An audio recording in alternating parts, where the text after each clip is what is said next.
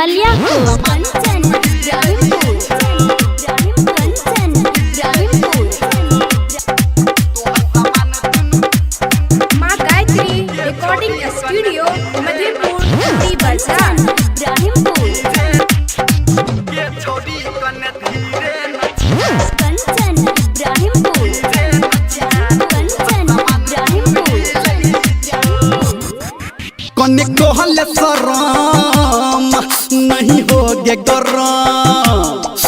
कने कहल शरम नहीं होगे गरम सब देख छोरा बुचिया तोहर जगह छोटा छोटा कहल ते भाई धर्मेंद्र के सुन बुचिया हां हाथ के चूरी तोहर दिल में चला बा छुरी हमर हाथ के चूरी तोहर दिल में चला बा छुरी हमर संजय गौतम बोलही छो